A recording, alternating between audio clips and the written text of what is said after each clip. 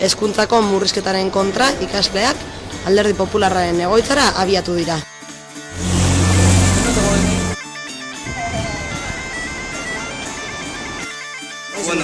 Gainitu gure duten erreforma afektatuko diote bai irakaslei, bai ikaslei, eta ez gaude prest hau onartzeko, horregaitik gaur elkartu gara hemen ikasleak, eta gure duten azken finean da hezkuntza pribilegiatuentzako izatea, eta hainbat urte borrokan egon gara,